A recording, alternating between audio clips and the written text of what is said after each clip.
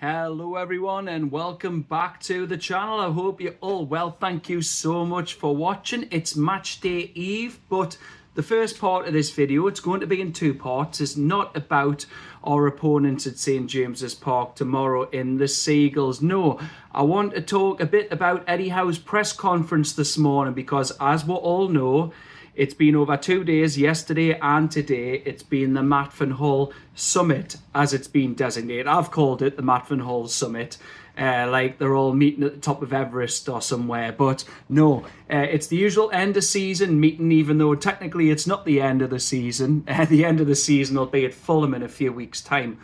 But yeah, EddieHowe was there yesterday and he had answers to give to Yasser Ramayan, the PIF governor and Newcastle United chairman.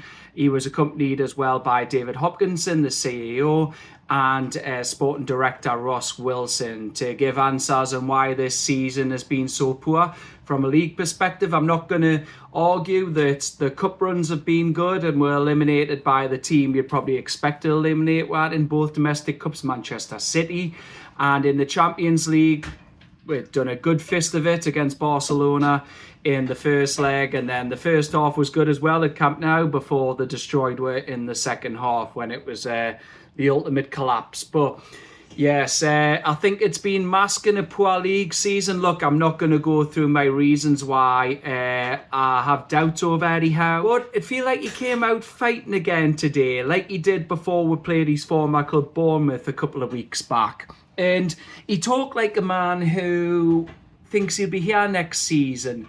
And on the surface, it would probably look like he is here next season. All the noises coming out of that meeting are that EddieHowe has been backed by PIF and David Hopkinson, and he is the man to lead the rebuild. And he's talked glowingly about the infrastructure. He said he feels like the support's there and the club still have the backing of majority shareholders, PIF, and they want to have a big summer, and he's behind the new transfer approach where we're not just targeting British players. We're going to go back to the model that served us so well in the first place and targeting young players who can maybe have got untapped potential, we can turn into diamonds, or those players who've got good ability but haven't been identified yet. Would EddieHowe be the man to lead winter next season? And a lot of people have misunderstood on a couple of platforms that I just want the manager out, and I'm just saying, I'm ranting to say, the manager has to be out, get rid of him, all this. No. My channel, if you watch it regularly, I'm always objective. I look at it from both sides, and I acknowledge EddieHowe has done a great job up until this season. Look, yeah, I know you can say domestic cups, Europe, and that, but I feel they've masked the league campaign at the moment. It's not been good enough. But I acknowledge he's won with a long-awaited trophy. He's got with 2 Champions League campaigns, and he has overachieved in comparison to some of the bigger clubs and where he's taken one, how far we've got in these respective competitions. But this season hasn't been good enough based on the eye test, what you're seeing. And with league campaigns not good, it isn't. I can't dress it up because what we're on, a run of 9 defeats and 12. We're currently 14th in the league. And tonight, Leeds United are at home to Burnley, looking at the time. They're kicking off at 8 p.m. at Ellen Road. And if Leeds win, which you'd probably expect them to, I know Burnley have got rid of Scott Parker this week. Despite them, he's done a good job for Burnley, taking them up to the Premier League. But again, they've went down. But some people have said, Parker's went. And also Chelsea have got rid of Liam Rosenior. And it's like, EddieHowe's still staying. But I understand, he's staying because PIF see the bigger picture.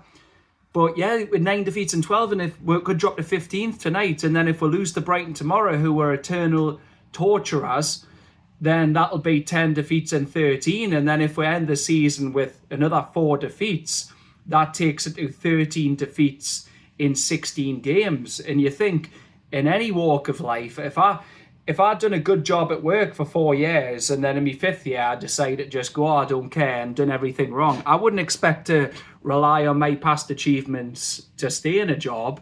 And that's why I think EddieHowe is quite rightly under pressure. I've got nothing against the man. I've said this before. You judge on what you're seeing on the pitch, and it hasn't been good enough. Because people say, what about player recruitment, British-based players? What about the tactics, the style? What about refreshing his backroom team, etc., etc.? But sometimes you think, well, if you can't change 4 or 5 things in one season, then the easiest option for most clubs, even though we've got the financial rules and SCR coming in, is get rid of the manager. But I'm looking at his comments, what he said in his press conference today, and he said, feels like he'll be here next season. I have to retain that confidence to still be here. These are the key quotes that I've taken out of it, because context is key here. Like I've said there, I have to retain that confidence, still be here. That's not saying he's here long term. I have to have that long term vision regardless of results. So that's showing that he's aware that he needs to win these remaining games this season, or 3 of the 4 of them at least. Will they support him until the end of the season? Well, I do think it depends on all these results, because at the end of the day, Eddie Howe's pretty much acknowledged there he has to get this team performing. And I know it's not easy against Brighton, because Brighton have basically had one number since we came back up from the Championship. EAF are backing him, but at the end of the day, I think it's only short term. Of course, they're going to back him in the short term, because at this point in the season, are you really going to change manager with 4 games to go? Will he really have that time on the training ground until the end of this season in a few weeks' time to turn things around, get up the table? I don't feel we're going to get Europe now. And a lot of people, I put a poll out yesterday on my channels saying, do you think we'll be relegated? Some people have said it's a possibility, but they don't think it'll happen. I've had 1 vote saying they think it will happen. I've had a lot of people saying that it's absolutely not happening. And I'm in that latter camp. I don't think it's happening at all. I know Spurs beat Wolves last weekend and West Ham beat Everton, but at the end of the day, Spurs have won 1 game in this calendar year in 2026. They're not going to suddenly, I don't care if Roberto De Zerbi's a decent manager, they're not going to put a run together to catch us. And if we can just get the job done tomorrow, that's any relegation fears dissipated. The fact that we're even talking about relegation when we've had £750 million approximately of investment, and we've got these 2030 Hopkinson codes aligning with the Saudi 2030 vision. And like it said, to be regular contenders, but we're miles off that. We can't be changing manager now. Honestly, it's just pointless, and they're going to back him till the end of the season. But he needs to get results, and I feel it will be reviewed this summer. People have questioned Piff's commitment. And do I think stadium news will come out of the Matfen Hall meeting? No, I don't, because I still feel there's a lot of red tape there, environmentalists, all this. And it is a big decision in terms of staying at St James's Park, or do you move elsewhere, whether it's Nunsmoor or Leazes Park, if we get around those issues. But I do expect news from the training grounds, and this summer, not just Eddie Howe's future, will determine where Piff stand in terms of their support for the club.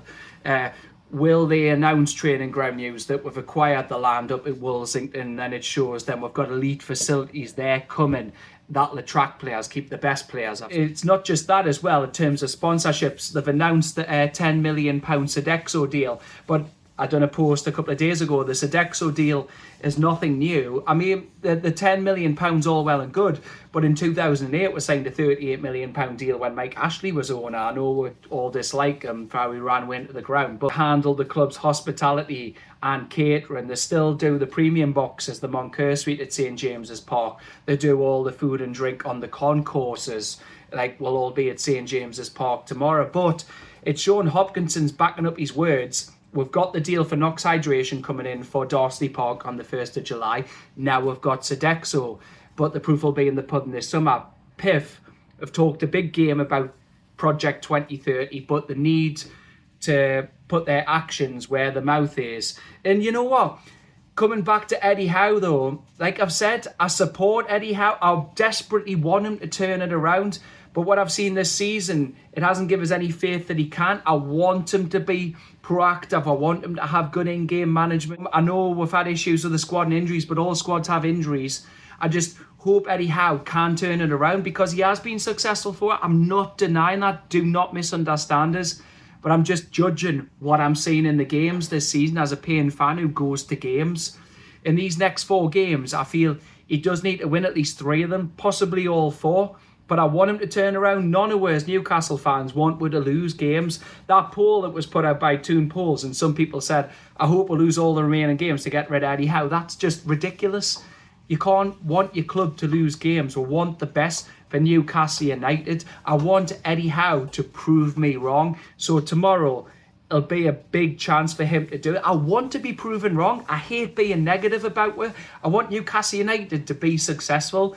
But just where they're talking about Project 2030, what I'm seeing on the pitch and the squad we have, I know there's a lot of mitigation, but a lot of it comes back to the manager. Players aren't listening, tactics aren't working, predictable subs, same time. Players 25 points as well dropped from winning positions as well, which is the most we've dropped in a season since Souness was manager in 2004-05. 31, and we've only won 3 points from losing positions this season. I hope Newcastle United can turn it around. That's all I want. But that's it for part one. Part two is going to be from a new location up on the A69. So I'm going to head to that now. So I'll see you on the other side. Welcome to part two of my Brighton preview, everyone. I'm up at Brockbushes. There's the farm shop right there. It's a tulip field experience, only £6.50 a ticket. Highly recommended. It's only on for a limited time though, so get up here while you can if you're up this way west of Newcastle off the A69. Anyway, less of flowers and back onto the football. Teams who like to perpetually torture. You've got Bournemouth, lately it's Brentford. But the original torturers were Brighton, and yes, the Seagulls are the visitors to St James's Park tomorrow in a 3 o'clock kickoff. It's our penultimate home game of the season, and they're flying high at the moment. We're 8 points behind them and 8 positions behind them. We're 14th on 42 points. And we've lost 5 consecutive games in all competitions. And Brighton are up in 6th. They're going for Champions League football on 50 points. And our record against them isn't good because, what's it, 2 wins in 17 against them? I think it's 38 games in all competitions. And it is 11 wins, 11 draws and 16 defeats. So Brighton have had one number, though we were leading on those stats before we both came up from the championship together in 2017, and then we haven't won at the Amex since. That's our only win. I think it's payback for Modiame's goal there, the one that hit off the side of his foot and then looped up and into the back of the net. And then we've only got 2 wins since against them, and the latest win against them was 22-23 when we beat them 4-1, and it was the month of May 3 years ago, and we qualified for the Champions League. Dan Burns scored against his old club, but Brighton have just been a pain in the backside since, and especially Danny Welbeck. He's the player that I am worried about tomorrow. They've got other good ones as well. They've got Hinchelwood. I think he's a fantastic player. Kaoru Mitoma, he's been impressive. Bart Verbruggen, he's one of the goalkeepers that we have been linked with this summer because we do need a new number 1. And one Yankuba Minta, who was signed and then will loan to Feyenoord, and then we'll have to sell him along with Elliot Anderson, who put in a fantastic performance, by the way, against Villa yesterday in the semi-finals of the Europa League. But yeah, Minta comes back to St James's Park tomorrow and he could haunt with. But Danny Welbeck, he done it when he was at the Mackhams, and he's just been one of those players who just always seems to have a good game against me. I think he's played 20 fixtures against her and he's got 5 goals and 2 assists. Now, you might think, well, what, 7 goal contributions in 20 games, that's less than 1 in 3, but he's just one of those players. It doesn't matter just about his goals and his assists, it's about his all-round performance. Look at this bit, it's beautiful. But yeah, he's the one player I am worried about tomorrow, so we'll have to make sure that we do turn up. But yeah, I'm not that confident, I'll be honest, because our run of form's terrible. As I said, it's 5 consecutive defeats.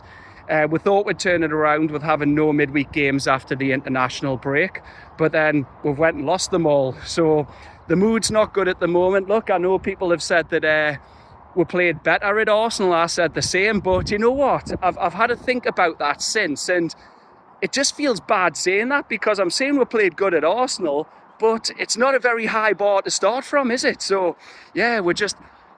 that's what I mean. Where expectations are so low at the moment that when we run about a bit, decent in defence, we only concede 1 goal. We're saying that's a fantastic performance against an Arsenal. We're clearly anxious and clearly nervy. And yeah, I just felt we could have got something from that game, so it's so frustrating.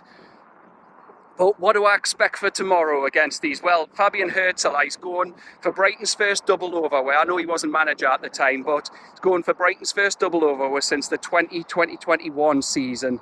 But it's crazy though. It's crazy. What's it since Brighton came back up? Like, we've only got 2 wins against them. And if you extend that though, I know it's only 2 wins in 17, but technically if you look at the bigger picture, it's only 2 wins in 18. It's 2 wins, 8 draws and 8 defeats. And it's like everything about Newcastle at the moment. I think the only team who have lost 5 consecutive Premier League games by a 1-goal deficit has been Wolves. And Wolves are already relegated, so the stats are highly against her. And like I said in the first part, I really want EddieHowe to turn this around. I do. I'm always objective in my videos and I base everything on fact and what I'm saying. I'm not just going on a rant to say I want rid of the manager because this season has just been poor where we are in the league. It's with performances, like I've said, I've covered it all before. Stubbornness, tactical inflexibility, in-game management. It's just it's the bigger picture I'm looking at. And I know he's talked about, I said in the first part, that he thinks he's here for the long term, but I don't think PIF have backed him in the long term. It's a short term backing of him till the end of this season, then we'll see what they're really made of. So what would be my team tomorrow? Well, even though Voltemada and Vissa were talked about glowingly by EddieHowe in his press conference this morning, and Voltemada's chance for Vissa was fantastic that he ballooned over, I'm not expecting them to both start. Not with Anthony Gordon. He's back, he's trained, and I'm expecting him to start after his hip injury. Joe Linton's back from suspension as well.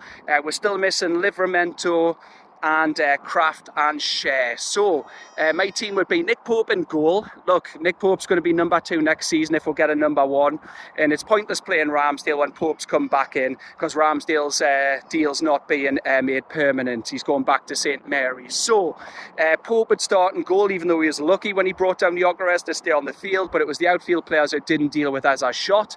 Back four would be Lewis Miley. I just feel he's got the pace to deal with Brighton's technical, pacey players. They hit you on transition, and I hope they don't hit our Achilles heel again if that gap between midfield and defence. So Lewis Miley in there, he's got the pace over Trippier, and obviously Livramento is out. Lewis Hall comes back in at left back. I know he brought Dan Burn in for his height against Arsenal, but they scored from a long ranger because they expected with a goal like that. Fair play to Arsenal because we're used to them going high balls. So Lewis Hall would come back in because he's more technical. I know he's sometimes not very good at stopping crosses, but I'd still play Hall. He's the better player. Centre backs would be, for that reason, Sven Botman and Malik Chow. Midfield, I wouldn't bring Joe Linton back in. I would have Bruno, Tonali and Ramsey. I know Ramsey didn't do too well down at the Emirates, but I expect Ramsey to be in midfield. He can just, like Bruno, he's a bit more technical and he can find those pockets of space when they do come up. And then a front three,